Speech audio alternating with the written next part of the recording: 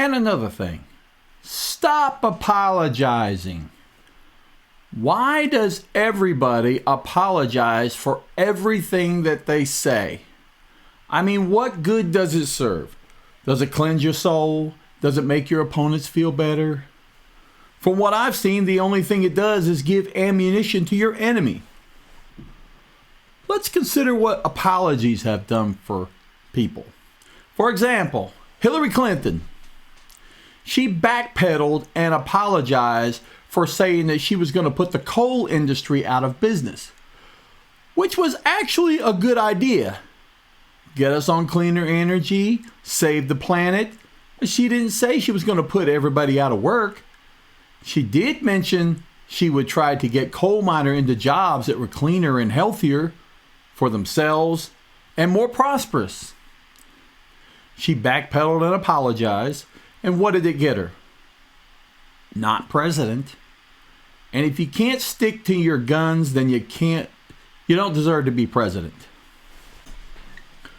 Another worthless apology was of Jane Fonda. She earned the nickname Hanoi Jane. She got that name because she went to visit POW prisoners in Vietnam. All that happened was this. While visiting a Vietnam prison camp and talking to POW prisoners, someone that she didn't remember leads her toward an anti-aircraft gun, and she sits down. Still laughing, still applauding. She's a freaking civilian. Didn't think about where she was sitting. The cameras flash, she gets up. The next day, the press implied that she was trying to shoot down U.S. planes. Fonda also met with 7 American POWs, and later they asked her to tell their friends and family to support presidential candidate George McGovern. They feared they'd never be freed during a Richard Nixon administration. Rumors were even started that she betrayed the POWs by accepting secret notes and then turning them over to the North Vietnamese. The POWs even said this never happened. To this day, at age 80, she has been apologizing and still people don't forgive her.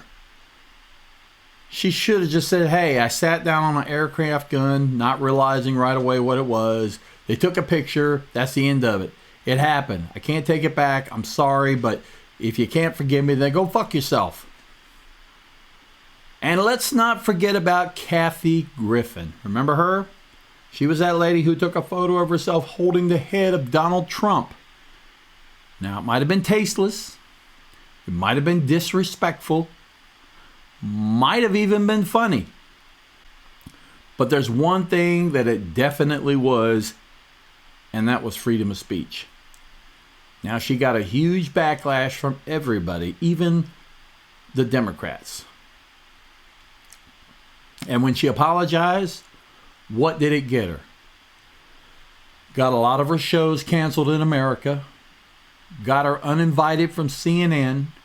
And one thing that she didn't have to deal with, which was being constantly investigated by Interpol everywhere she traveled. If you don't know what an Interpol list is, it's an international database for terrorists, gun smugglers, child slave traffickers, and international drug dealers. Every country she went to, she was on the Interpol list because some asshole put her on the list. This was pure abuse of power. You don't get to take your authority and put somebody on the list that they should have not be on like that just because they hurt your feelings. It would have made no difference for her if she would have told Donald Trump, I don't apologize, go fuck yourself. The backlash would have been exactly the same, and quite frankly, I would have had more respect for her. So the moral of the story is this. If you say something and they don't like it, don't apologize for it. Own it. Double down on it. You obviously believed in what you were going to say at the time when you said it, so stick with it. Double down on it.